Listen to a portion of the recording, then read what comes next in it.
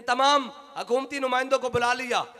انہوں نے کہا بھائی ہم تمہیں ایڈ دیتے ہیں, ڈالر دیتے ہیں, یورو دیتے ہیں, پاؤنڈز دیتے ہیں, دنیا کی ہر جناب کرنسی دیتے ہیں, تمہیں جناب ساری چیزیں دیتے ہیں, یہ تم سے چند لبیک والے قابو نہیں آتے؟ تو انہوں نے کہا جناب ہم ان کو بڑا قابو کرتے ہیں, ہم ان کو گرفتار کر کے جیلوں میں ڈالتے ہیں, ان کے اوپر جناب دہشت گردی کی ایف آئی آریں کاٹ کے ان کو تھانوں میں بند کرتے ہیں, ان کے اوپر جناب فلاں کر کے ہم ان کو جناب جیلوں میں لے جاتے ہیں, پھر ان کو فورس شیڈول لگا دیتے ہیں, پھر ان کو قلعدم کر دیتے ہیں, پھر جناب ان کے اوپر گولیاں چلاتے ہیں, پھر شیل چلاتے ہیں, پھر تیزاب پھینکتے ہیں, پھر ان کے آگے کنٹینر کھڑے کرتے ہیں, پھر ان کے رستے بند کرتے ہیں, پھر ان کے گھروں پہ چھاپے مارتے ہیں, پھر ہیلی کاپٹر سے ان کے اوپر گولیاں برساتے ہیں. انہوں نے کہا پھر یہ قابو کیوں نہیں آتے؟ انہوں نے کہا جی ایک بات سمجھ نہیں آتی. انہوں نے کہا وہ کیا ہے؟ انہوں نے کہا لبیک کا نعرہ لگتا ہے, ہماری ہر تدبیر الٹی ہو کر رہ جاتی ہے.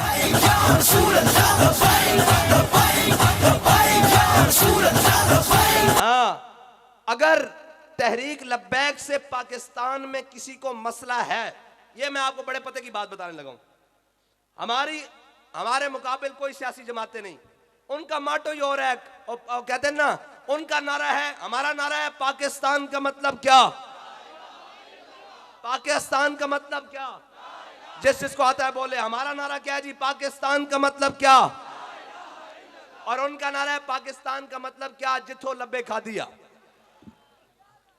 جو منہ میں آئے بکے جا. یہ ان کے نعرے ہیں, ہمارا ان سے کیا مقابلہ ہے؟ ایک کھا کر جاتا ہے, دوسرا آ جاتا ہے, دوسرا کھا کر جاتا ہے, تیسرا آ جاتا ہے, ہمارا ان سے مقابلہ ہی نہیں.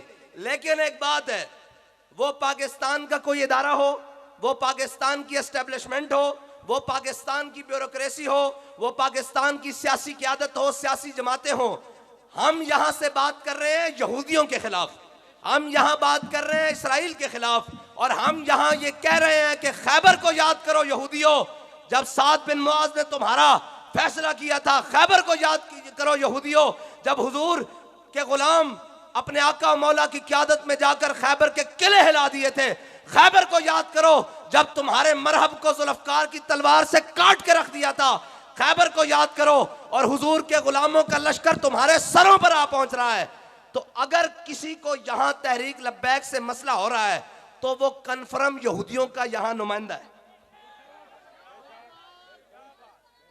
اگر تحریک لبیک کے مشن سے, منشور سے کسی کو پاکستان میں مسئلہ ہے, پنجابی گل کرا بھائی جنوں بھی تحریک لبیک دی کوئی پیڑ ہے,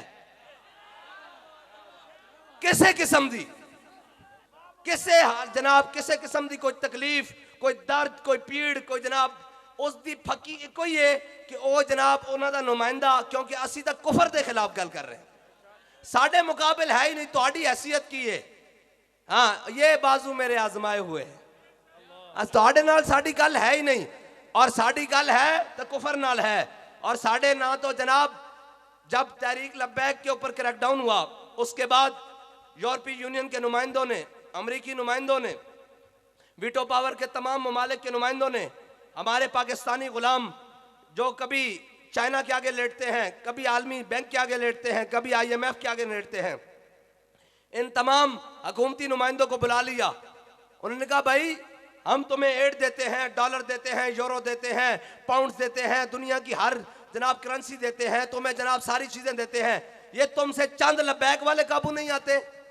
تو انہوں نے کہا جناب ہم ان کو بڑا قابو کرتے ہیں, ہم ان کو گرفتار کر کے جیلوں میں ڈالتے ہیں, ان کے اوپر جناب دہشت گردی کی ایف آئی آریں کاٹ کے ان کو تھانوں میں بند کرتے ہیں, ان کے اوپر جناب فلاں کر کے ہم ان کو جناب جیلوں میں لے جاتے ہیں, پھر ان کو فورس شیڈول لگا دیتے ہیں, پھر ان کو قلعدم کر دیتے ہیں, پھر جناب ان کے اوپر گولیاں چلاتے ہیں, پھر شیل چلاتے ہیں, پھر تیزاب پھینکتے ہیں, پھر ان کے آگے کنٹینر کھڑے کرتے ہیں, پھر ان کے رستے بند کرتے ہیں, پھر ان کے گھروں پہ چھاپے مارتے ہیں, پھر ہیلی کاپٹر سے ان کے اوپر گولیاں برساتے ہیں. انہوں نے کہا پھر یہ قابو کیوں نہیں آتے؟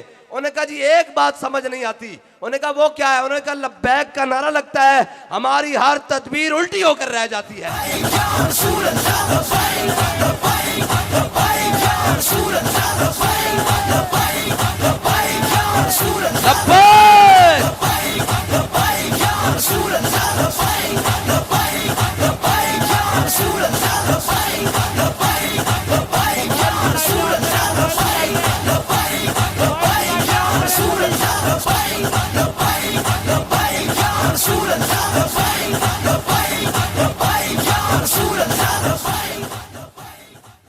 اور یہ تاریخ ہماری آج کی نہیں ہے، یہ تاریخ ہماری سلسلہ وار چل رہی ہے. یہ یورپی مورخ ہے، دکھانا ہمارا کام ہے، منوانا نہیں.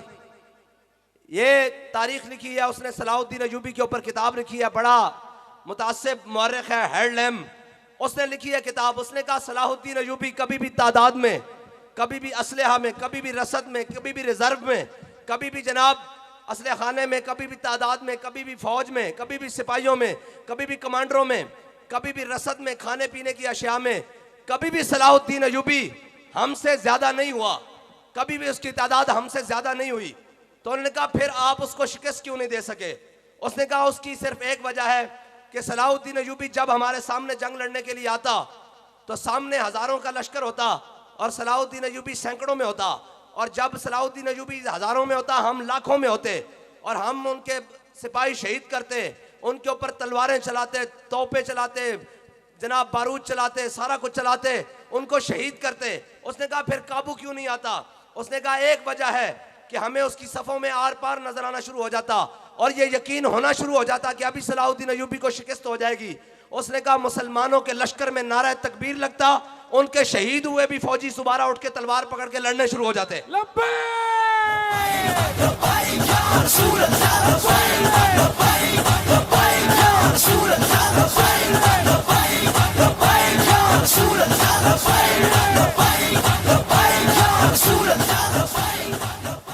اقبال یہ وجہ کیا ہے؟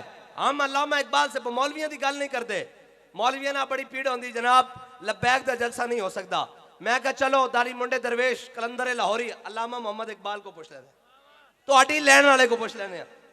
اقبال ایک ہی گل ہے. اقبال کہندا کبھی آوارہ ہو بے خان معاش، کبھی شاہ شہان ہو شیر معاش، کبھی میدان میں آتا ہے ذرہ پوش، کبھی عریان و بے تیغ و سنائش، کبھی تنہائی کوہ دمن عشق، کبھی سوز و سرور و انجمن عشق، کبھی سرمایہ محراب و منبر، کبھی مولا علی خیبر شکن عشق.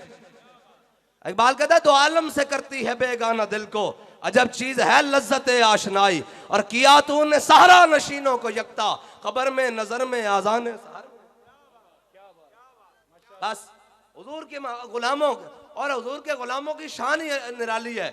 حضرت سعد بن ابی وقاص جب دریائے دجلہ کے کنارے پر پہنچے تو کہا ہم نے حضور کا پیغام لے کر سامنے جانا ہے اور ہمیں راستہ دے دے. صحابہ کہتے ہیں حضرت سعد بن ابی وقاص صحابہ کے ساتھ گفتگو کرتے ہوئے اپنے گھوڑے دریا میں ڈال دی. جب گھوڑے دریا میں ڈالے اور سارا لشکر کراس کر گیا تو جب سارا آخری سپاہی بھی پانی سے نکلا نا باہر دریا سے، تو حضرت سعد نے پوچھا بھئی کوئی پیچھے رہ گیا؟ انہوں نے کہا جی کوئی نہیں. کہا کسی کا کوئی سامان پیچھے رہ گیا؟ انہوں نے کہا کوئی نہیں. ایک جناب مجاہد آگے آئے، انہوں نے کہا جناب میں پانی کا پیالہ جس سے پانی پیتا ہوں نا، وہ پیالہ میں نے منج کی رسی سے باندھا ہوا تھا اپنی زین کے ساتھ، جب میں دریا میں اترا ہوں تو وہ میرا پیالہ دریا میں جناب رہ گیا ہے. تو حضرت سعد بن ابی وقاص دوبارہ دریا کے کنارے پر آ گئے. مولانا روم فرماتے ہیں نطق آبو نطق خاکو نطق گل. حضرت مولانا روم فرماتے ہیں جب حضور کا غلام بندہ ہو جائے نا تو پھر پانی بھی اس سے باتیں کرتا ہے، پھر ہوا بھی اس سے باتیں کرتی ہے. اس کی مثال پتہ ہے کیا ہے؟ خود پولیس افسر مجھے سنا رہا تھا، کہتا ہے جی میں بھی آج شیلنگ کرنا گیا، جب مذاکرات واسطے آئے نا تو ایک جناب بہت بڑا پولیس افسر کہتا ہے میں اپنے ہاتھ سے شیلنگ کر رہا تھا.